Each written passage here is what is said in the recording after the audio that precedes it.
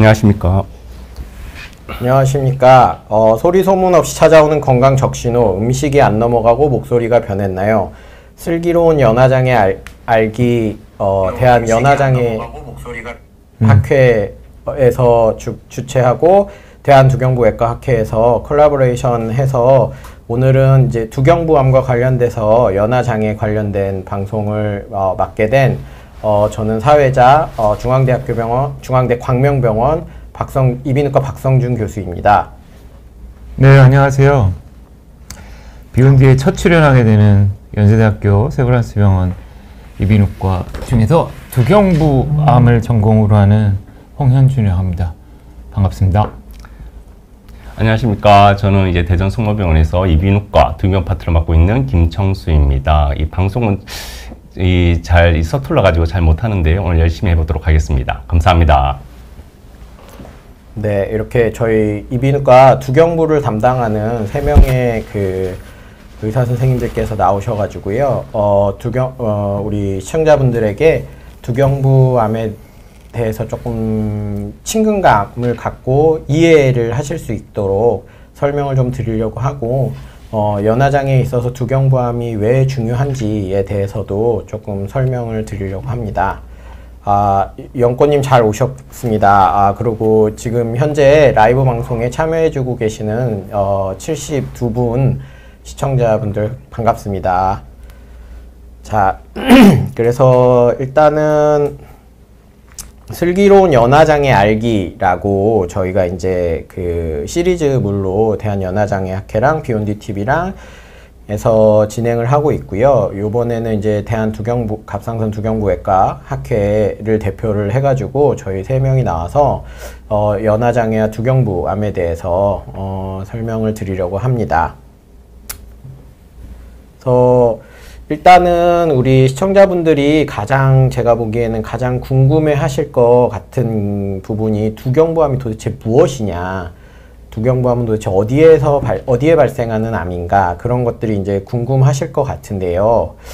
보시면은 이제 두경부암은 지금 슬라이드 보시면 두경부암의 발생 부위 해가지고 가장 흔하게 발생하는 곳은 저희가 이제 알고 있는 부위도 후두암, 성대나 이런 데 생기는 후두암이 가장 많고요. 빈도수로는.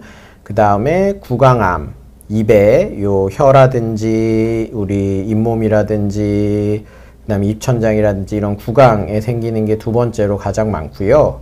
그 다음에 3번째로 가장 많은 암이 무엇일까요? 우리 홍현준 교수님. 모르겠는데요. 네. 네. 그 김청수 교수님은 혹시 알고 구인도암 아닐까요? 구인도암? 네. 그 구인두라고 이름도 생소하고 좀 특이한데요. 이빈두 구인두암이라고 부르는 구인두라는 부위에 3번째로 제일 흔한 암이 생기고, 사실 이제 이 이빈두 구인두암은 전 세계적으로 요즘 그 빈도수 자체가 굉장히 증가하고 있습니다. 네, 바람이님, 삼킴 장애 증세가 있으셔서 너무 무섭다고요? 두경부암. 네, 바람이님 안녕하세요. 네, 삼킴 장애가 있다고 다 두경부암은 아닙니다. 그래서 이제 저희가 좀 설명을 드릴 거고요.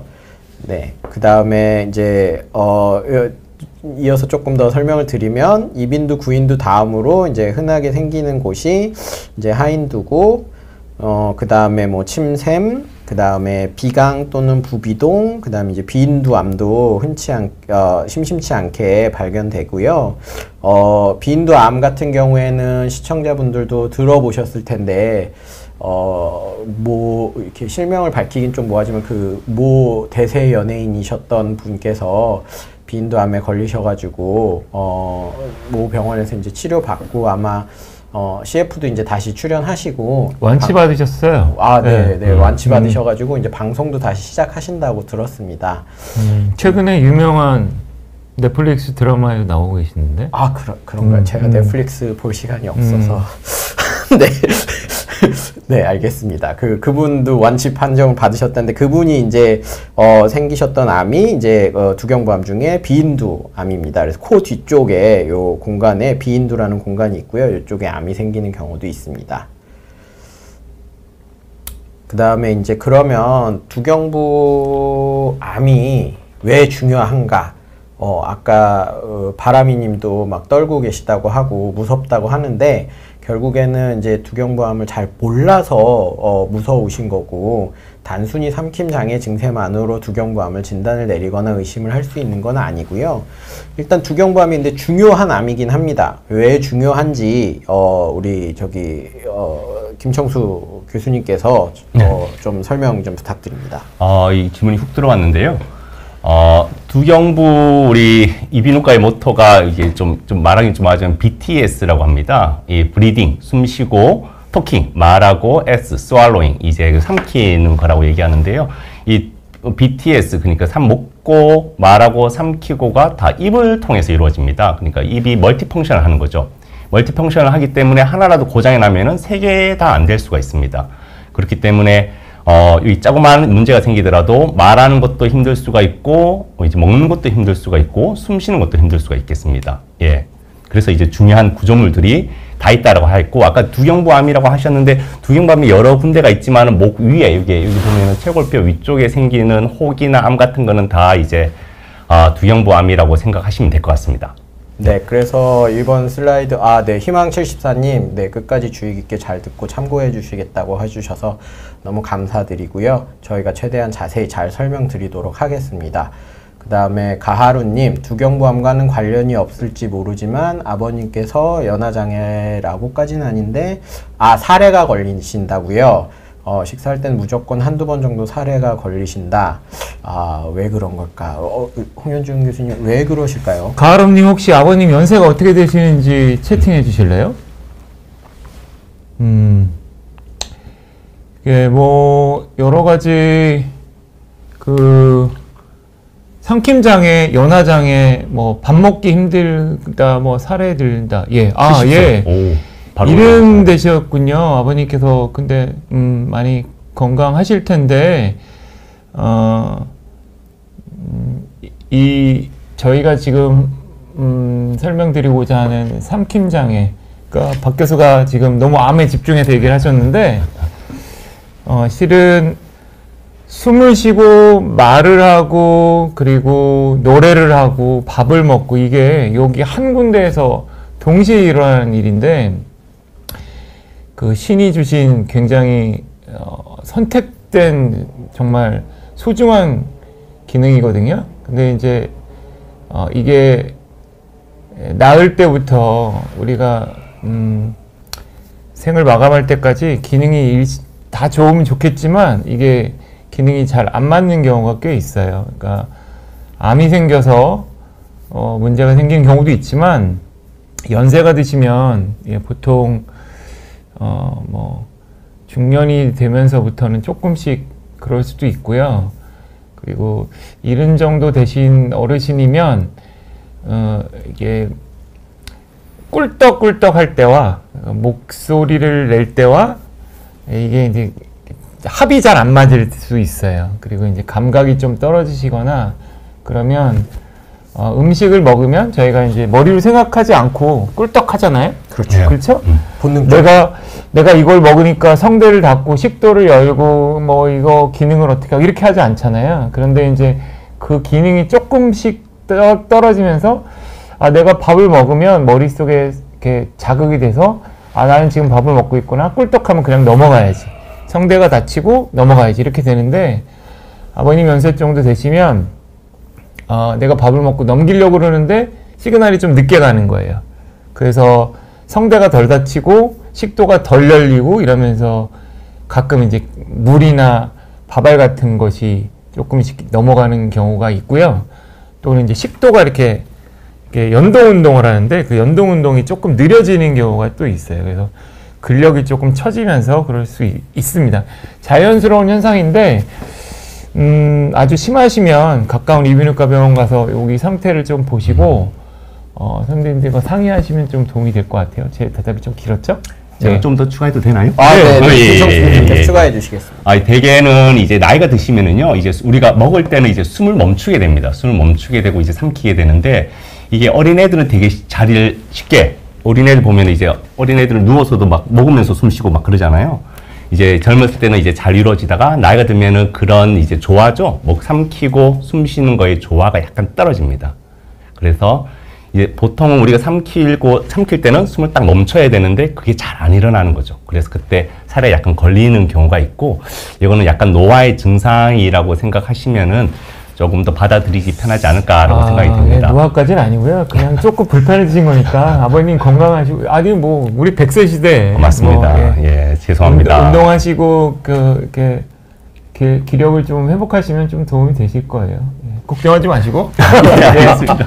예, 네. 저희 다음 질문도 좀 올라온 거 같은데. 네. 장태희님이 하신 질문은 조금 더 혀가 마르는 증상은 괜찮나요? 라고 물어보셨는데요. 혀가 마르는 거 이외에 조금 더 구체적으로 말씀해 주시면은 저희가 바로 다시 답변 드리겠습니다. 그리고 김지숙님께서 63세 여자인데요. 주위 사람들이 음식 삼키는 소리가 난다고 하고 본인께서도 삼킬 때 잘 안 삼켜지는 느낌이 있고 목에 걸릴 것 같은 느낌이 생긴다. 괜찮은 건지 이제 질문을 해주셨습니다. 우리 홍 교수님 또 한번 예. 명쾌한 해답을. 예, 그 음식 삼키는 소리가 꿀꺽꿀꺽 잘 넘어가는 건 참 건강한 현상이죠. 예, 이렇게 말씀드린 것처럼 저희가 밥을 먹으면서 숨을 못 쉬고 숨을 쉬면서 밥을 못 먹게 되는 게 이제 정상적인 기능인데, 이게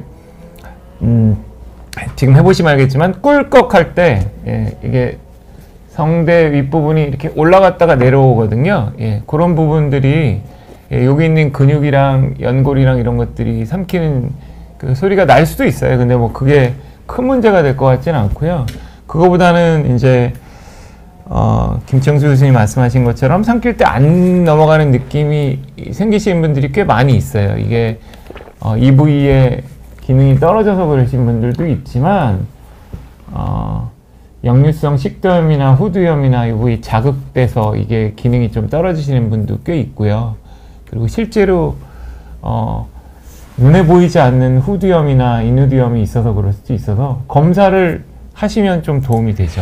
63세 정도면 검사를 그래도 하는 게 낫지 않을까요? 그럼요. 예. 건강검진 꼭 하셔야 되고요. 그럼요. 예. 맞습니다. 이비인후과에서 이 부위의 내시경이나 뭐 진찰 받으시는 거 중요하고, 식도 뭐 이런 전신 검사 하시는 게 네. 도움이 많이 됩니다. 예, 확실히. 예. 네, 그래서 보시면은 지금 다야님께서도 비슷한 질문을 해주셨습니다. 그래서 어머니가 목에 이물감을 자주 느끼시고 그걸 해소하려고 헛기침을 많이 하신다. 병원에 가보니 식도염이라고 하네요. 식도염이 식도암으로 발전할 수 있나요? 네, 일단은 목에 이물감과 헛기침, 그 다음에 이것들이 이제 결국에는 역류성 인후염이라고 저희가 표현을 하는데요. 그것이 결국엔 암으로 발전할 수 있나요, 김청수 교수님? 암이 발생하는 기전은 여러 가지가 있는데요. 만성염증이 암으로 갈 수는 당연히 있죠. 예, 그렇기 때문에 식도염이 오래되고 그러면은 암으로 갈 수 있습니다. 예, 그래서 염증은 빨리 치료하는 것이 도움이 되겠습니다. 네. 그래서 역류성 인후염이 이제 결국엔 암으로 진행을 할 수도 있기 때문에 치료를 받으시는 거는 좋고요. 보통은 이제 그 가장 흔한 아까 홍현준 교수님께서도 말씀해 주셨지만 목에 이물감, 잘 안 넘어가는 느낌, 이런 것들이 이제 증상일 수 있고요. 장미희님, 제가 지금 지난주에 우리 홍현준 교수님께 아버님께서 수술 받으시고 회복 중에 계신다고 명의를 찾아가셨었네요. 네, 잘 해주셨죠, 홍 교수님? 예. 좀 전에 회진 들고 지금 방금 뛰어와서 방송에 출연하고 있습니다. 네. 아버님 조직 검사 결과 나왔고요. 예.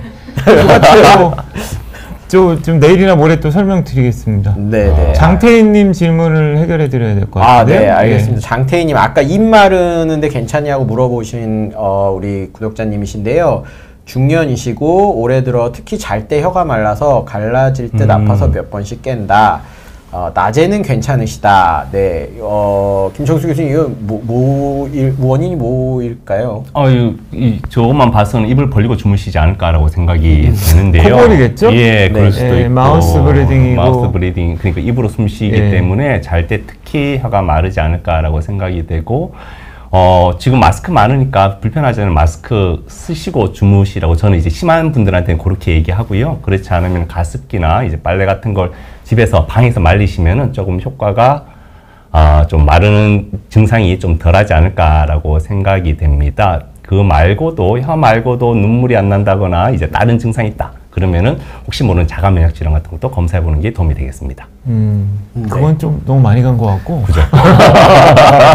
그러니까 뭐 중년에 입이 좀 마르실 수는 있는데 이게 홀데이 계속 하루 종일 입이 마르시면 조금 확인을 해야 되는데 주무실 때는 코골이 검사를 좀 해보시면 도움이 될 수도 있습니다. 예, 그래서 코나 예, 입이나 뭐 이런 수면 다운 검사 이런 것도 해보시면 도움이 될 수 있겠죠? 예. 네, 장태희님. 그래서 정리를 해드리면 일단은 중년이시고 뭐 이렇게 두경부암이나 무슨 다른 병이 있어서 그러신 게 아니라 코골이가 심하시거나 수면 무호흡이 있거나 손 안 거는데. 네네. 네. 네네. 일단 그렇죠. 네. 심각한 문제는 없으실 겁니다. 코는 안 고시더라도 입은 벌리고 주무실 수가 있어서요. 네, 입 네. 벌리고 주무실 가능성이 높아서 아까 김청수 교수님께서 말씀해 주신 방법을 한번 사용을 해 보시고요. 그래도 계속 지속이 된다. 그러면 이제 가장 가까운 전문의, 이비인후과 전문의 분을 찾아가셔서 다시 한번 상담을 받아보시는 것을 권유드립니다. 네, 그리고 바람이님, 저는 물을 마시면 사례가 잘 들고 물삼킴 장애가 있고 음식물을 먹고 나면 목에 꽉 차 있는 느낌과 이물감이 느껴진다. 네, 요거는 아까 장태희님 전 질문과 약간 연장선인데요.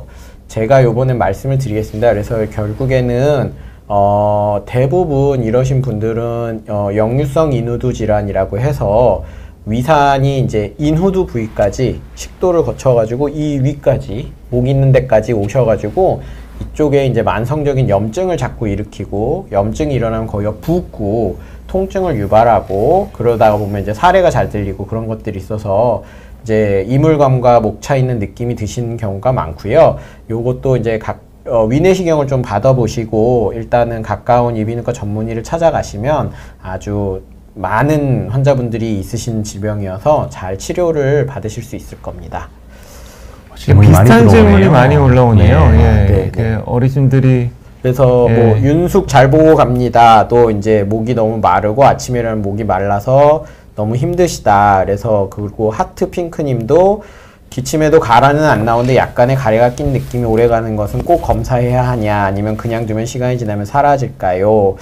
네, 일단은 제가 권해드리고 싶은 건 물을 좀 많이 드시는 걸 저는 저희 환자분들한테 권해드리거든요. 그래서 이 생각보다 특히나 이제 중년 이후에 여성분들께서 물을 참 안 드세요. 화장실 가기 귀찮으셔가지고 물을 참 안 드시는데 물을 하루에 1리터 이상은 성인 기준으로 봤을 때 맹물입니다. 이제 무슨 커피나 차나 주스나 이런 거 말고 맹물 기준으로 봤을 때 물을 한 1리터 이상씩은 드시면은 지금 말씀하신 윤숙 잘 보고 갑니다 님 및 하트핑크 님께서 말씀하신 증상들이 조금 많이 좋아지실 수 있습니다.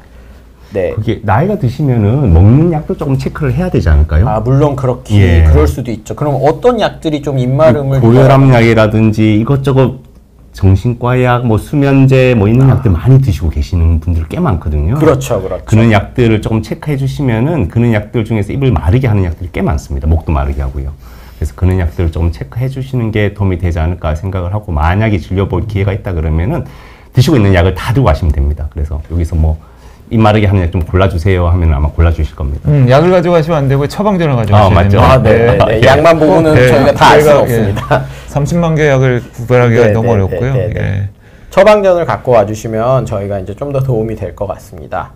하트핑크님, 물은 자주 마시시는 편이라고요. 네, 일단은 그러시다면 그 다음에 하트핑크님께 제가 이제 궁금한 부분은 혹시 식사를 하고 3시간 이내에 누워서 TV를 본다거나 누워서 핸드폰을 보신다거나 아니면 아예 주무신다거나 그런 일들이 좀 많이 피곤하시다 보면 그런 경우들이 있어서 그런 거는 없는지 한번 여쭤보고 싶어요. 그다음에 네, 그렇습니다. 네. 네, 그래서 다음 슬라이드로 넘어가겠습니다. 네.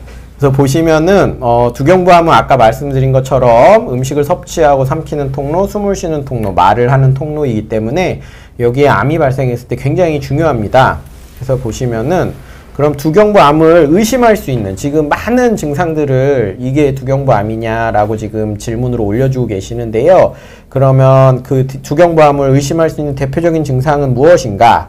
보통 이제 3주 이상 지속되는 목소리 변화, 아까 말씀드렸듯이 말하는 통로기 때문에요. 그 다음에 이제 통증을 동반하는 지속되는 입안의 염증 및 궤양, 그 다음에 지속적인 코막힘 및 반복되는 피가 섞인 콧물, 내지는 코피가 나시는 분들도 있고요.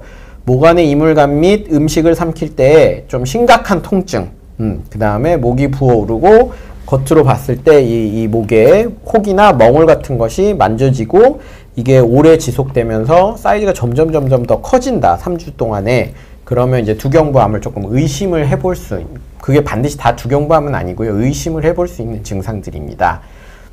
김성희님 지금 제가 설명드린 부분들이 두경부암에 조기 신호가 있냐고 여쭤보셨는데요.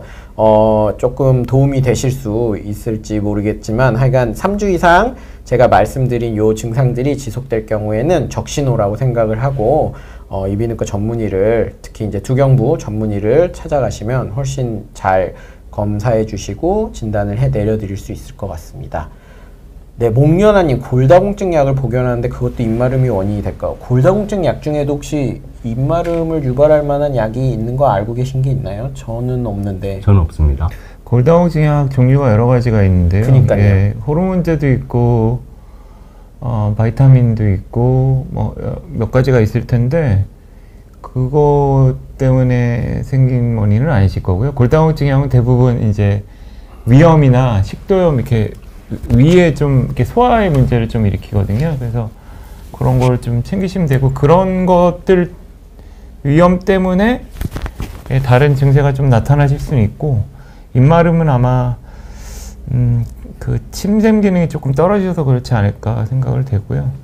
그러니까 물을 많이 드시는 거 좋긴 한데, 그러니까 적당히 시간 맞춰서 잘 드시는 게 더 중요할 것 같고 가글을 좀 해주시는 게 좀 도움이 될 것 같고 그렇게 하시는 게 좋을 것 같아요. 네, 알겠습니다. 입마름의 원인이 골다공증 네. 약하고는 직접적인 연관성이 없을 수 있다. 저도 그렇게 생각을 하고요. 김정수 교수님도 그렇게 생각을 하시는 것 같습니다. 그 다음에 통뼈님이 땀이 난 후 기침이 납니다. 특히 목이 차갑고 10년 됐다고 하는데요. 통뼈님의 통뼈가 어떻게 됐을까요?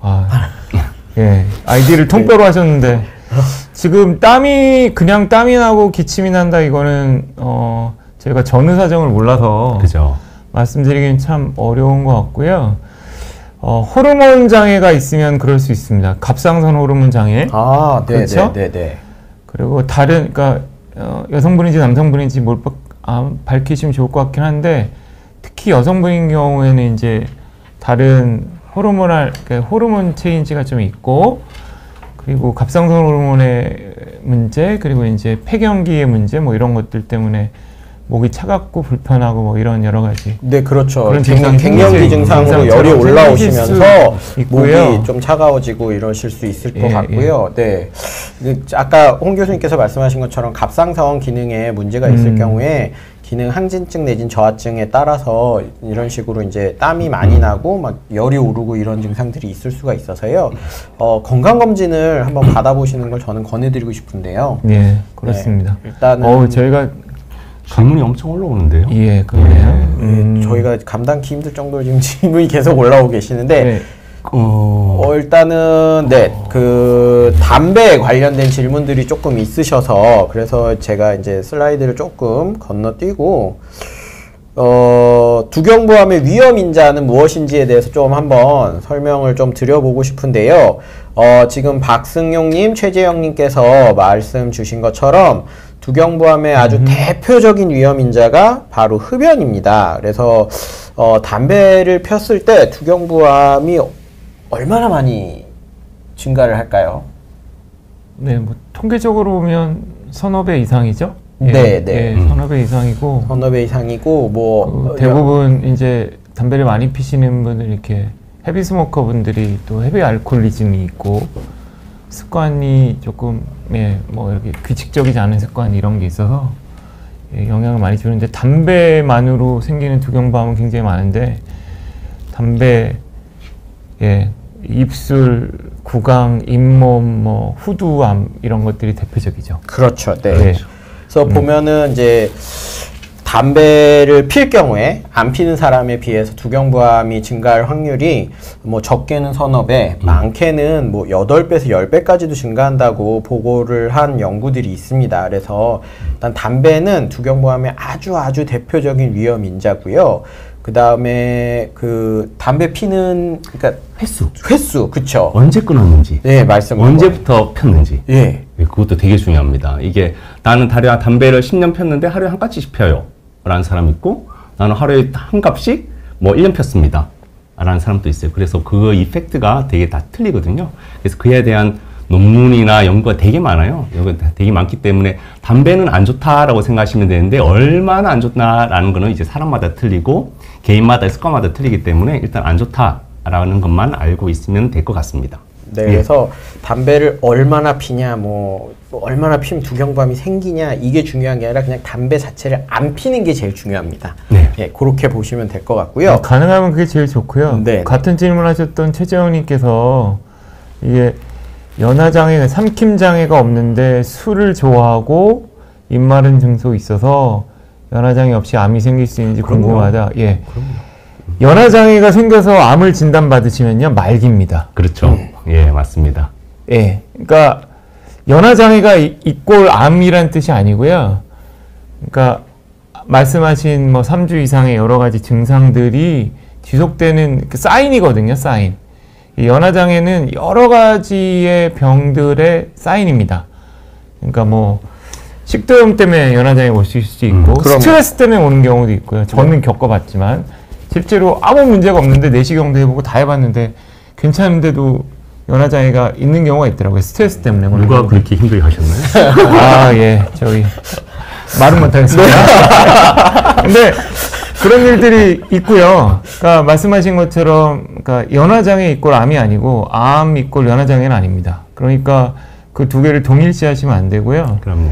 여러 가지 증상 중에 연하장애 하나일 뿐인데, 예, 암을 피하는 방법, 예, 태양을 피하는 방법처럼 암을 피하는 방법을 잘 숙지하셔야 되고, 그 중에 하나가 이제 금연이고 규칙적인 생활 습관, 예, 식이 습관 이런 거겠죠. 그럼요. 네네. 맞습니다. 네, 치망74님, 흡연하는 아들에게 이 영상을 공유해 주셨다고요.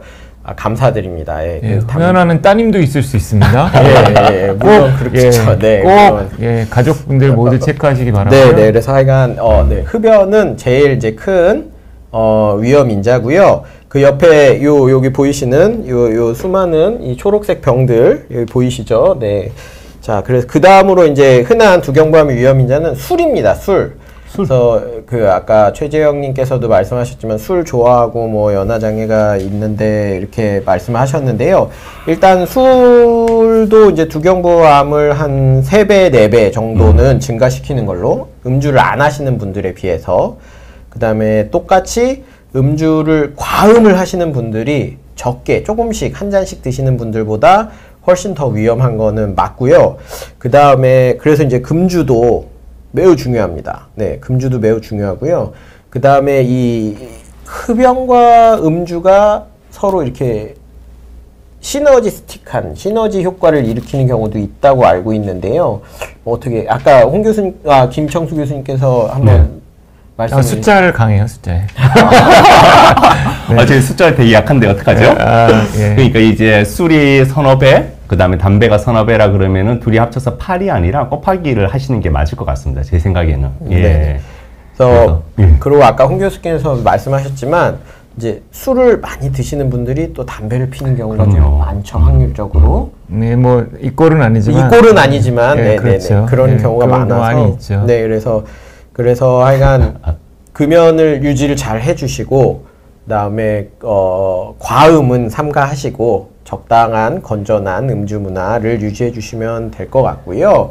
수도자가 아니신가요? 아닌가요? 라고 나왔는데 맞습니다. 이렇게 네. 살면 수도자죠. 네, 네. 근데 뭐 장태희님 좋은 질문 계속해서 감사한데, 저희가 요 질환을 보는 사람 입장에서 보면, 예, 잘 먹고 잘 자고 잘 싸고 잘 놀고 잘 쉬는 게 제일 어려운 일입니다. 예, 제가 어렸을 때부터 예, 공부하고 초등학교 때 공부하느라고 잠 못 자죠? 예, 중학교 때 공부하느라고 잠 못 주무셨죠? 예, 밥 끼니 때우고 하죠? 요즘에도 수술하느라고 밥 못 먹죠? 아, 그렇죠. 예, 네. 뭐 힘들죠. 예. 예, 그게 가장 어려운 일인데, 그거를 잘 하시는 게 끊임없이 노력을 하셔야 될 것 같고, 저희도 그렇게 노력을 하고 있습니다. 다른 좋은 질문이 많이 올라오는데, 예. 폐암으로 돌아가셨는데 자식들에게 유전이 되나요? 라고 되어 있는데 암은 유전이 어느 정도 됩니다. 근데 이제 흡연으로 인해서 이제 폐암이 생겼다라고 생각을 하면은 흡연에 의한 요인이 없으면은 폐암으로 돌아가실 확률은 좀 많이 줄어들겠죠. 네. 그죠? 예. 그럴 것 같습니다. 흡연은 하여간 후천적인 요인 중에 폐암, 두경부암의 가장 큰 위험 인자로 알려져 있기 때문에요. 우리 통뼈님께서 흡연을 안 하신다면 폐암이 걸릴 아버님 때문에 이제 유전돼 가지고 이제 폐암으로 더 돌아가실 확률이 높아지지는 않으실 것 같습니다. 그 선생님들은 뭐 술이나 담배 중에 하나만 하라고 그러면 뭘 하실까요? 진짜? 네. 저는 두 개 다 하시나요? 예전에는 저 어렸을 때 담배 폈었고요. 예. 예, 뭐 일이 있어서 저도 담배를 끊은 지 꽤 됐고 예. 담배가 진짜 안 좋은 것 같아요. 저는 진짜 여러 가지로 안 좋은 것 같고 술은 본인이 컨트롤할 수 있다면 뭐 와인 뭐 한두 잔 그렇게 하실 수 있다면 제일 좋고 문제는 대한민국이 술 권하는 사회라서 맞아요. 그러니까 서로 권하지 말고 잔 돌리지 마시고 그리고 즐기는 문화가 돼야 되는데 도주불사하는 문화를 없애야 되는데 그게 쉽지는 않습니다. 맞습니다. 이렇게 말하면서 또 나가서 마실 거죠? 네. 조심하셔야 되고요. 제가 여기서 제일 이제 어린 사람으로서 요즘 친구들 말을 좀 빌자면 할 말 아닙니다. 네. 다음으로 넘어가겠습니다. 네. 그러시죠? 그리고 하트핑크님 보시면은 목에 가래 낀 느낌 오래가는 것이 저녁 세안 후에 재채기를 콧물도 나오시고 코막힘 있고 최근 생긴 증상이고 이건 제가 보기에는 알레르기 비염에 더 가까운 것 같은데요. 어떻게 생각하세요? 네. 지금 봄철이죠? 네. 지금 딱 요즘 시기에 이제 꽃가루 날리고 이제 일교차도 크고 해가지고 제가 보기에는 비염 때문에 코가 자꾸 목으로 넘어가가지고 이제 목에 가래 낀 느낌이 오래가고 그러시는 것 같아요. 그래서 하트핑크님은 알레르기 검사를 한번 해보시는 걸 저는 권해드리고 싶습니다. 네. 그리고 구센금순이님이 목소리가 항상 갈라지는데 왜 그럴까요? 목소리가 갈라지는 질환들이 뭐가 있을까요, 홍 교수님? 굿센 금순이가 혹시 내가 아는 금순인가요? 그분 아니시겠죠? 예. 목소리가 갈라지는 원인은 굉장히 많이 있습니다. 성대 폴립, 그러니까 물집이 잡히는 거, 굳은 살이 잡히는 것부터 시작을 해서 주변에 염증, 뭐 편도염, 후두염 이런 것도 다 목소리가 갈라질 수 있는데 직업이 좀 목소리를 많이 쓰시는 일이거나 혹은 흡연과 음주, 가물을 좋아하시거나 직업 문제로 이렇게 목소리를 많이 쓰시는 여러 가지 원인이 있거나 그런 문제로 인해서 굉장히 목소리가 갈라질 수 있고요. 꼭 암이랑 연관되지 않더라도 목소리 변화는 2, 3주 이상 되시면 가까운 이비인후과 병원에 선생님들과 상담을 좀 해보시는 게 도움이 될 것 같습니다. 네.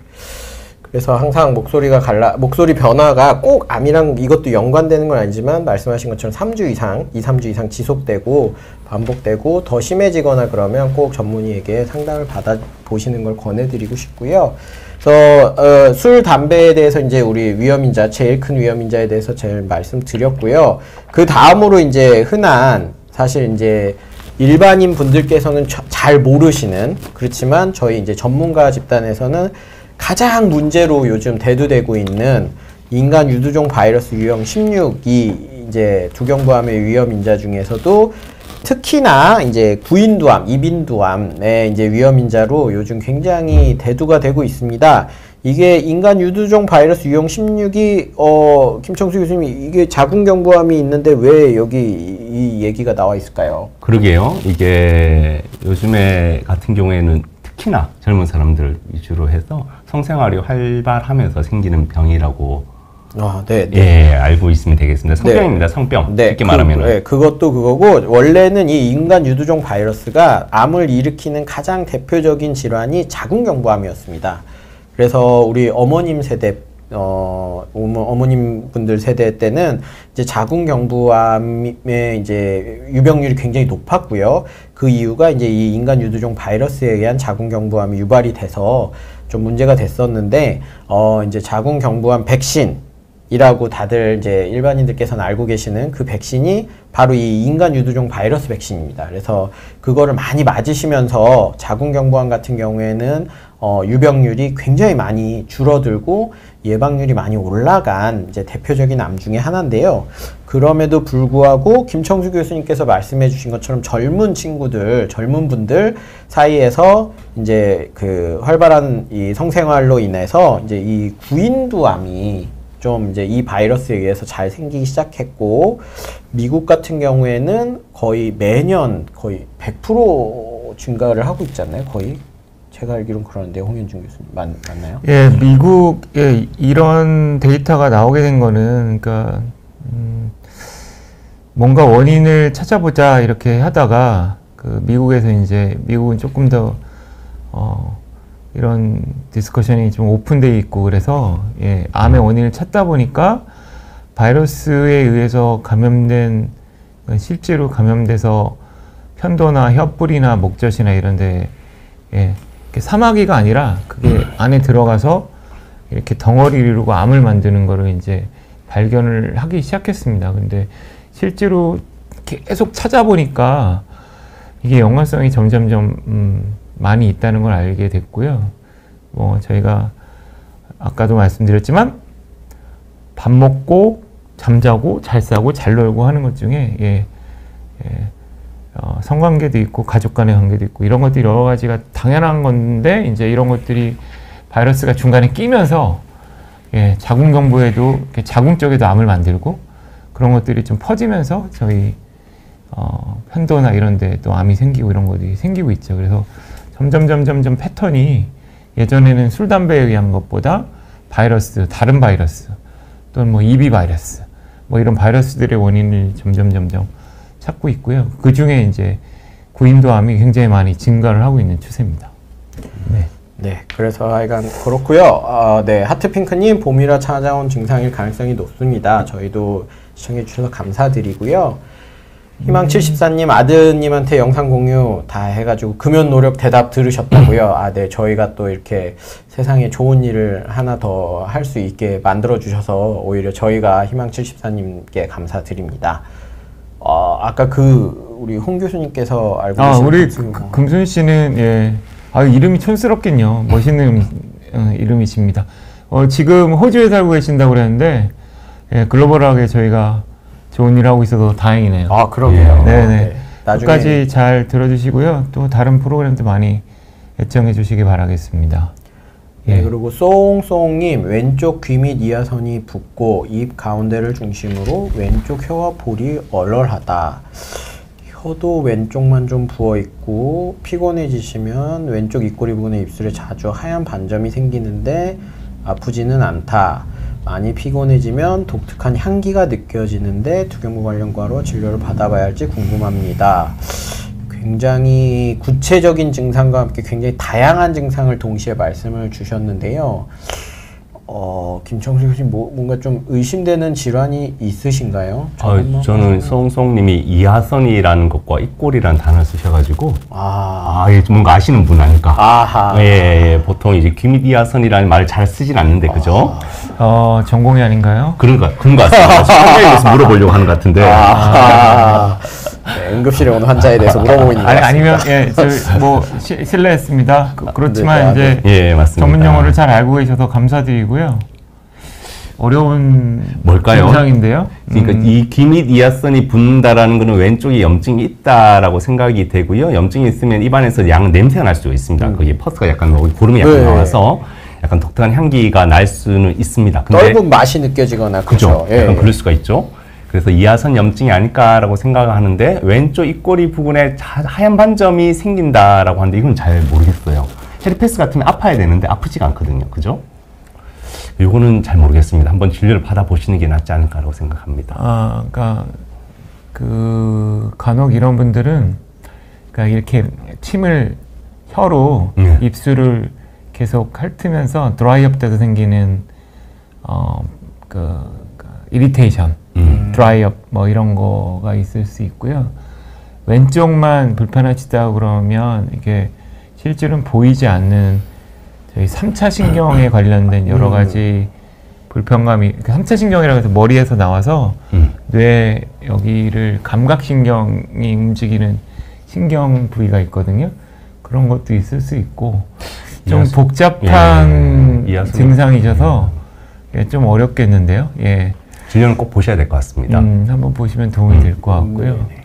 예. 진료는 송송님은 꼭 보시기를 저희가 세 명이 다 권해드리는 걸로 하겠습니다. 네. 그 다음에 훈디 애니그마님께서는 네, 이거는 2, 3년 동안 계속 한쪽 코에서 피가 나오고 아침이면 끈적한 분비물과 굳은 피가 나오신다. 진찰이 필요한 건지 피곤해서 그런 건지 이것도 제가 보기에는 네. 진찰을 한쪽 코에서 피가 많이, 그러니까 코피가 뭐 선열로 나오지 않고 딱지가 나오고 이런 건 아마 건조해서 뭐 비중격 망곡증이라나 뭐 이런 것들이 있을 수 있는데 분비물이 좀 이렇게 오래 나오고 이런 걸 보면 안쪽 상태를 좀 확인하시는 내시경 검사를 해보시는 게 좋겠죠? 네네네. 예. 그러면 단방에 해결해 드릴 수 있으니까. 네. 가까운 이비인후과 병원에 네, 가셔가지고 내시경을 보시면 무엇이 문제인지 알려드릴 겁니다. 네. 자, 그래서 저희 또 슬라이드로 잠깐 돌아가 보자면 그 다음으로 이제 흔한 두경부암의 위험인자는 이제 구강암, 설암의 경우에는 구강위생, 그 다음에 우리나라에서 흔하지는 않은데 이게 동남아 같은 경우에는 빛락나무 열매를 먹는 이 문화가 있어가지고요. 씹거나 뭐 빨거나 하는 문화가 있어서 그런 것들이 이제 구강암이나 설암을 일으킬 수 있고요. 아까도 질문해 주셨지만 위산 역류가 하인도암이나 설암 같은 거를 유발할 수도 있다. 라는 얘기가 있고 또 우리 홍현준 교수님께서 말씀해 주신 것처럼 앱스텐바 바이러스라고 이게 코로나만 무서운 게 아닙니다. 인간 유두종 바이러스에 이어서 앱스텐바 바이러스라는 바이러스가 또 이제 우리 비인두에 암을 유발을 할 수 있다라고 되어 있습니다. 그래서 두경부의 위험인자는 이렇게 되어 있고요. 그래서 이제 두경부암은 연화장애를 어떻게 유발을 하냐? 그래서 보면은 자, 요렇게 여기에 암이 발생을 해서 수술을 받거나 방사선 치료를 받으시면 보통 어떻게 되나요? 뭐 수술을 받게 되는 경우는 주요 구조물을 저희가 없애는 거거든요. 이제 암이 혀의 절반을 없애거나 턱의 절반을 없애거나 혹은 이제 후두나 다른 식도 있고 이런 부위를 없애면 정상적인 해부학적 구조를 이룰 수 없으니 숨 쉬는데도 불편해질 수 있고 밥을 먹는 거 당연히 불편해질 수 있죠. 삼킴이 안 되고 구멍이 뚫려 있거나 뭐 얼굴 반쪽이 없어지거나 턱 반쪽이 없어지면 어려울 수 있겠죠. 그런 부분이 생기고 방사선 치료를 해도 방사선 치료를 국소적으로 하더라도 그 부위에 이제 암이 있었던 부위니까 기능이 떨어지면서 삼킴 장애가 생기게 되겠죠. 그리고 또 방사선 치료의 대표적인 또 장기적인 부작용이 연화장애인데요. 김청수 교수님께서 한번 설명 좀 부탁드리겠습니다. 방사선 치료를 받게 되면은 이제 조직이 딱딱해집니다. 섬유화. 딱딱해지기 때문에 이제 그쪽으로 음식물이 들어가고 난 다음에 아무 감각도 없어지고 그쪽에서 아까 홍준호 선생님 말씀하셨다시피 음식물을 짜줘야 되는데요. 그런 기능이 전혀 없어집니다. 그냥 통로만 있는 거죠.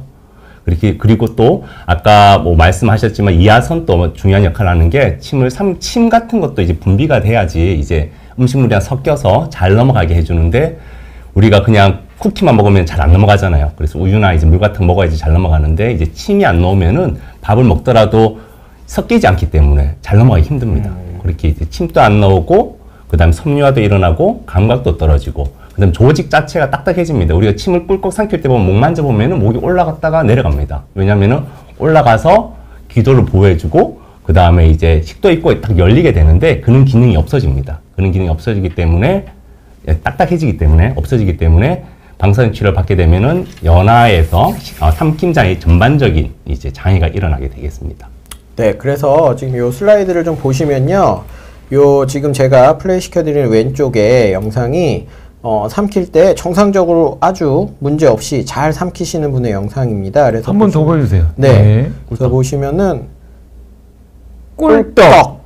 잘 먹었네. 하시면서 아까 우리 홍현준 교수님과 김청수 교수님 말씀하신 것처럼 요 턱 밑에 요 성대의 이 근육들이 위로 이렇게 올라갔다가 꿀꺽하고 짜주면서 음식물이 쭉 내려갑니다. 한 번 더 보겠습니다. 네.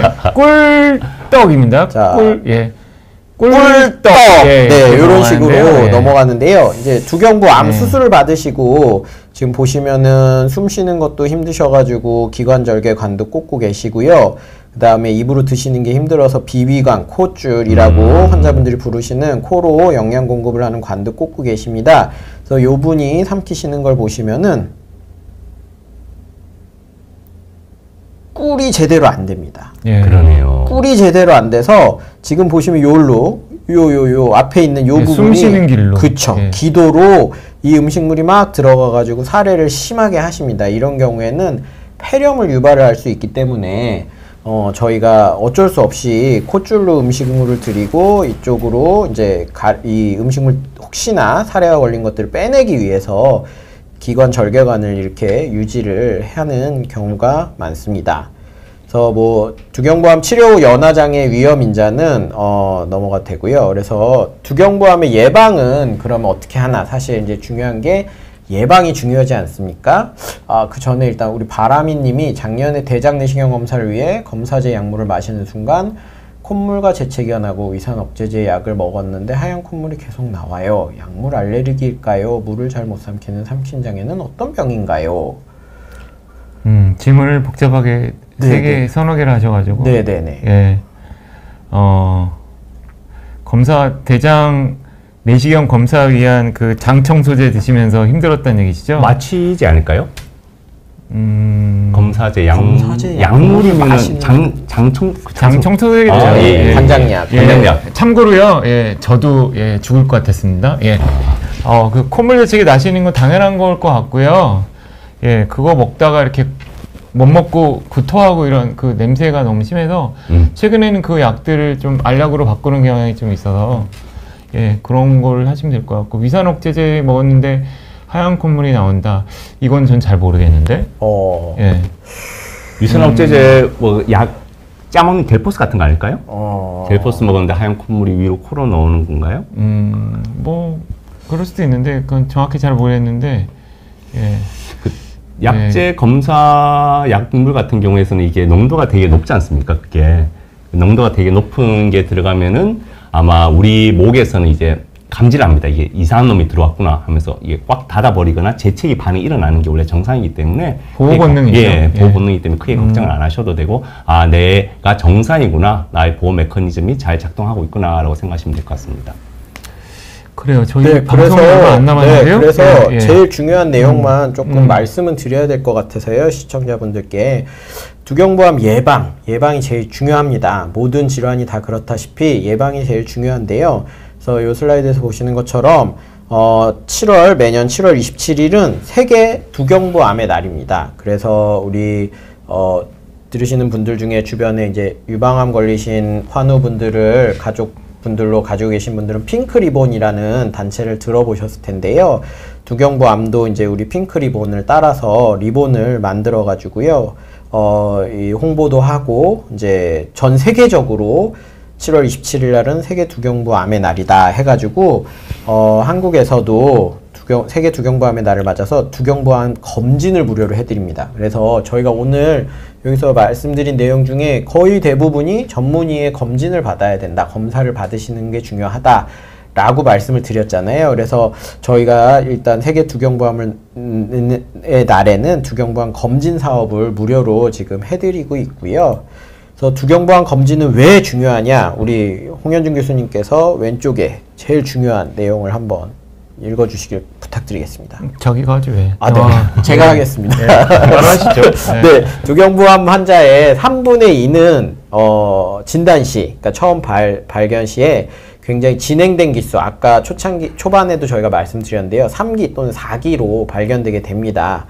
그래서 이분들 중 절반은 5년 내에 돌아가실 가능성이 굉장히 높은 상태로 처음 발견이 되는 경우가 많고요. 그러나 만약에 이제 조기에 발견만 할 수만 있었다면 저희가 이제 1기, 2기, 특히 1기 암 같은 경우에는 생존율이 저희 두경부 교수님들께서 워낙 열심히 수술도 하시고 연구를 하셔서 생존율이 거의 90%에 육박합니다. 그래서 8, 90%의 생존율을 보이기 때문에 두경부암을 의심될 수 있는 증상들이 있으면 가까운 전문의를 찾아가셔서 검진을 받으시는 것이 굉장히 중요할 것 같습니다. 네, 감사합니다. 맞습니다. 저희에게 주어진 시간이 거의 다 돼서 마무리를 좀 해야 될 것 같고요. 김창수 교수님 먼저 마무리 멘트 먼저. 네. 예. 아까 두경부암의 증상이 뭐냐고 물어보는데 증상이 없을 때 찾아가는 게 제일 좋습니다. 그래서 내가 원래 건강했었는데 병원에 왔더니 이런 병이 생겼다라가 아니라 병원에 자주 가서 작은 병이라도 이제 미리 발견하는 게 제일 좋은 것 같습니다. 이비인후과를 잘 안 가셨다 그러더라도 한 번 정도 그냥 마실 가듯이 한번 가셔가지고 종합검진처럼 한번 받아보시는 게 좋을 것 선생님들 너무 같습니다. 바쁜데. 네, 어쨌든 감사드리고요. 아니요. 홍현준 교수님께서 마무리 멘트. 예. 이렇게 온라인으로 만나게 돼서 영광이었습니다. 예. 혹시 저희 이비인후과나 혹은 이 어려운 암 보시는 선생님들 주변에 찾아가실 수 있는 기회가 없으면 제일 좋을 것 같고요. 혹시 필요하시다면 주변에 여러 선생님들 가시면 이렇게 친절하게 잘 설명해 주실 테니까요. 꼭 불편하실 때 꼭 가셔서 상담 받으시고 건강 챙기시기 바라겠습니다. 잘 먹고 잘 싸고 잘 놀고 잘 쉬자. 오늘 멘트였습니다. 감사합니다. 네, 이상이었습니다. 감사합니다.